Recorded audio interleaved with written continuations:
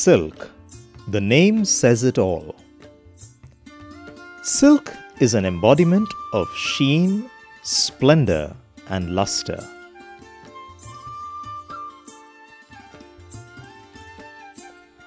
Whether religious festivals or wedding ceremonies, silk bestows an aura of sacredness to the occasion. Its majestic looks lend grace to its users and cast a magic spell on those who are a witness to its brilliance. Indians love their customs and traditions. The use of silk garments during festivities and good times is a norm and is carried out with much fanfare and style. Both old and young take immense pride in the grace of silken threads. The different hues and colorful dyes add to the beauty of this magic yarn. But how many of us know the ugly truth of this beautiful yarn? We kill about 50,000 little creatures called silkworms to produce just one sari. Every day, millions of such creatures are subjected to violent death in order to produce silk for our garments.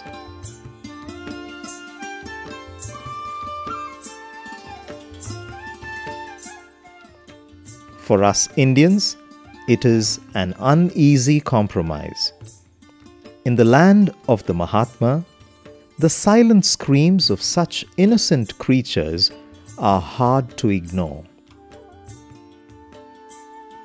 Some crusaders of non-violence started looking for clean alternatives. One such ahimsavadi in the state of Andhra Pradesh, Sri Kusumarajaya, at last came out with a fine solution with an undercurrent of peace. He came up with an escape route for both the silkworm as well as the silk users.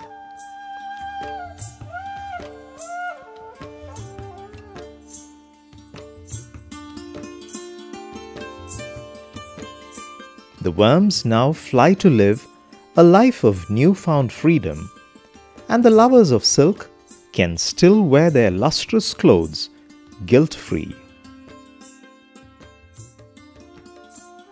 Before we talk of this peace-loving man and his mission, let us look at the process of extracting silk.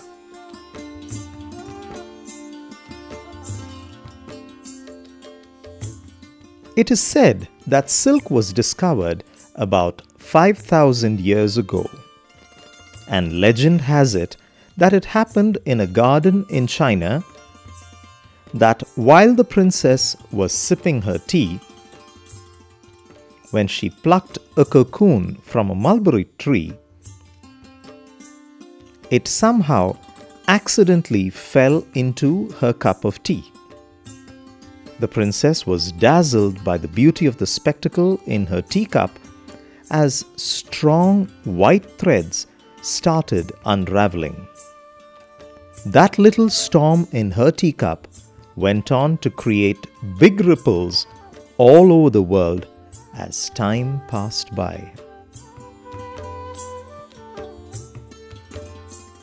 There are several stages in the production of silk. It is actually the fiber which certain insects produce to build their cocoons and webs. In fact, many insects produce silk, but it is the filament produced by the mulberry silk moth called Bombyx mori,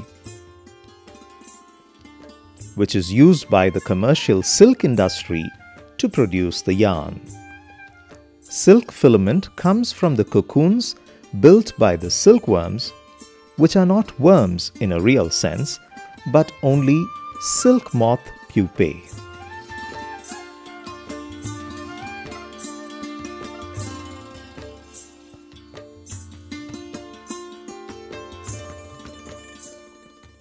The art and science of cultivating silkworms is called sericulture. a field which offers employment and livelihood to lakhs of people in the country.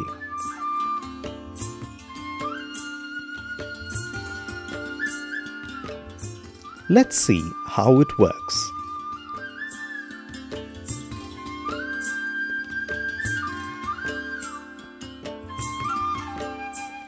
First, the tiny eggs of the silkworm moths are incubated until they hatch into worms. Then, they are placed under a fine layer of gauze covered with finely chopped mulberry leaves.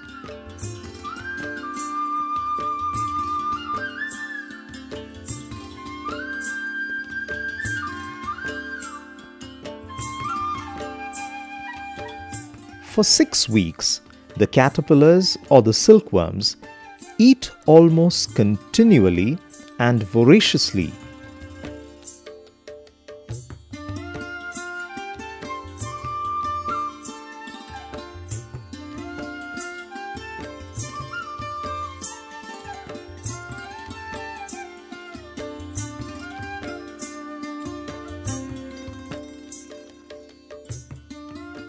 And increase in size tremendously.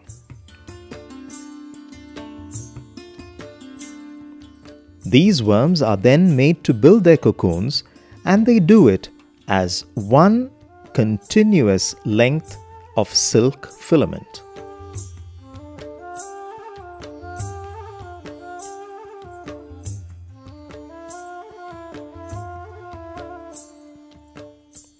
The worms have 2 large glands in them which secrete a liquid from a single exit tube in the head called spinneret. This liquid secretion from 2 glands harden on exposure to air and form twin filaments composed of fibroin, which is a protein material. A second pair of glands secretes a gummy binding fluid called sericin, which fuses the 2 filaments together. Do you want to know what it is that gives silk its sheen? It is the triangular shape of the filament and the light reflecting off those surfaces. Over a period of 3 days, the silkworm spins its cocoon, producing up to 950 meters of silk filament.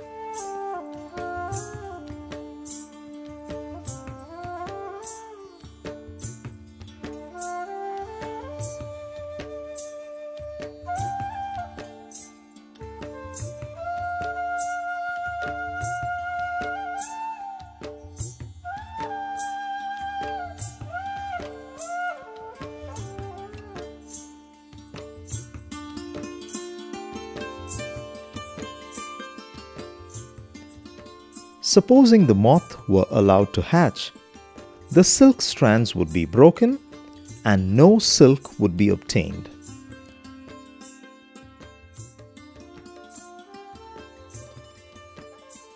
Now comes the sad part of our story.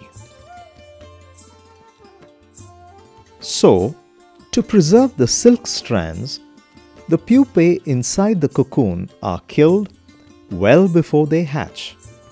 Hot air or steam is used for this gruesome act.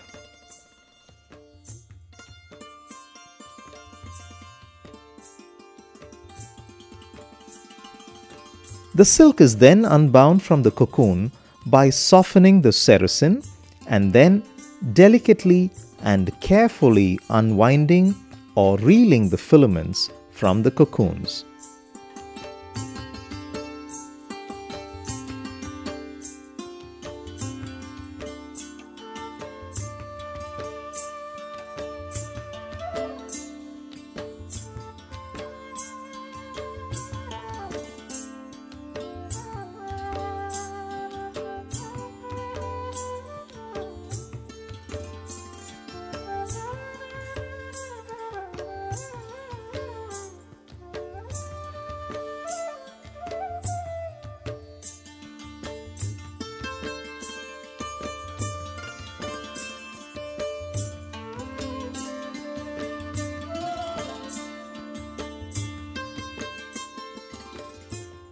How do you differentiate between raw and soft silk? Raw silk is the one which still contains sericin. Once sericin is washed out in soap and boiling water, the fabric is left soft and lustrous, and this becomes 30% lighter too. Then, the strands are wound together in a process known as throwing to create a silk yarn. Depending upon the number of standards and twists, the weight and texture of the silk yarn is determined. Understanding silk would be incomplete without knowing denier and hank.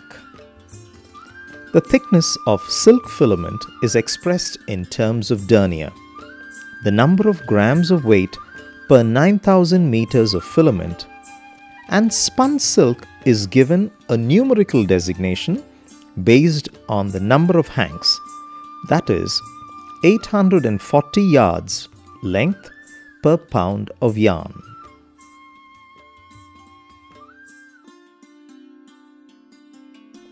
Another characteristic feature of silk is its superior strength. It is amazing to note that silk filament is as strong as steel of the same thickness. It is much stronger than cotton and wool. And since silk is also lower in density than cotton, wool or nylon, it is highly moisture absorbent. Now, let us look at the process of making ahimsa silk and also get to know the man behind this clean technology. First, about the crusader. Necessity is the mother of invention. Such a moment came across Rajaya's life. In 90s, I come across Madam Janaki Venkataraman, the then president's wife, and she wanted to buy some sarees from APCO. We have taken all type of sarees from our APCO, and she has chosen some sarees and posed a question whether you have a saree woven without killing the silkworm. This question itched me, and I moved to explore how to do this. Rajaya resolved to find suitable alternatives and strove hard to look for a non-violent method of producing silk.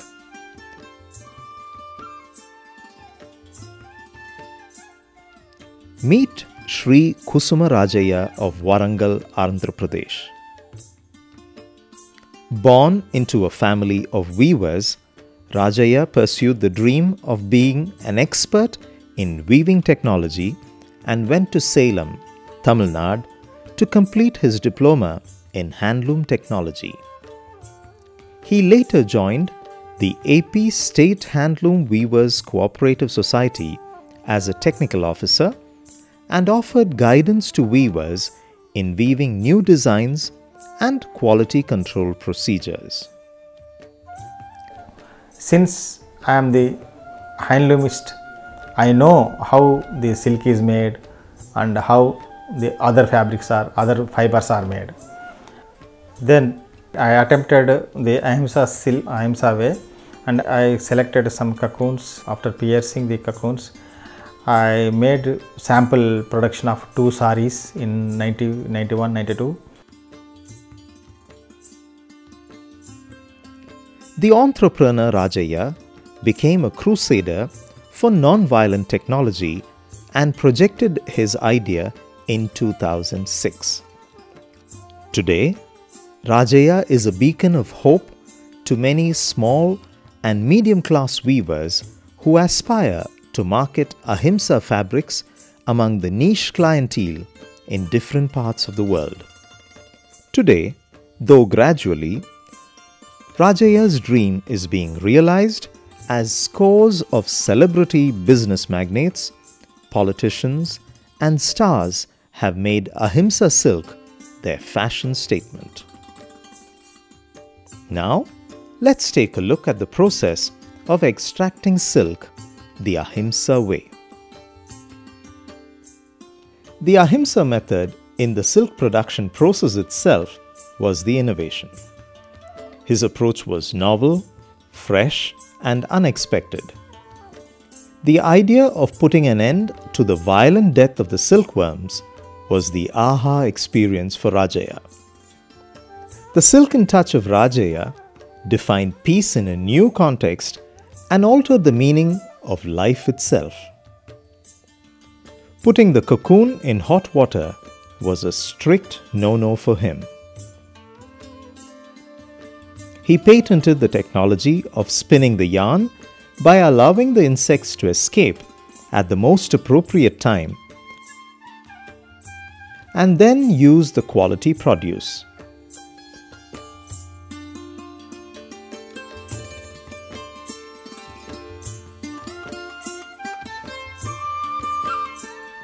In the conventional method, 1,500 meters of filament could be extracted from one cocoon,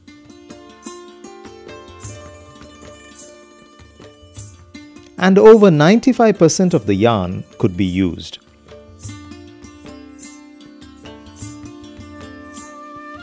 Whereas in the Ahimsa process, the yield was only 15%. It was a huge compromise. Rajaya had to withdraw from reeling as well as hand spinning. Instead, he did it mechanically to produce finer threads and quality garments.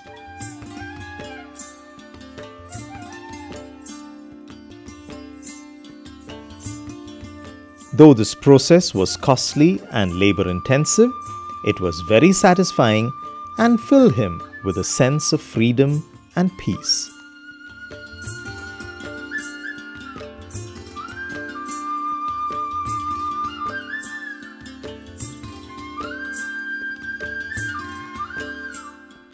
Rajaya has successfully created about 30 designs including Kanchipura, Kalakshetra, ikat, Jamdani and Kalamkari printed saris. He has also used Ahimsa silk to create Dharmavaram, Gadwal and Venkatagiri saris.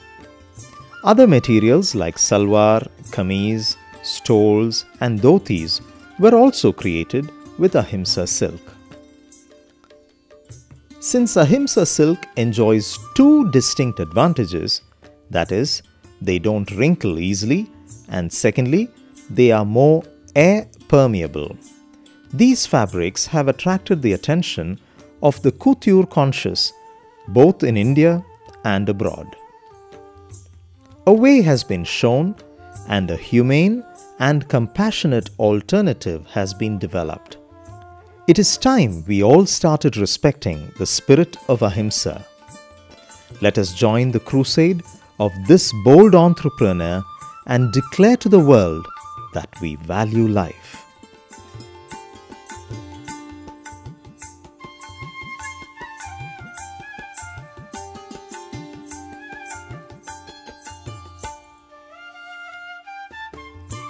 We are not human beings on a spiritual journey. We are spiritual beings on a human journey.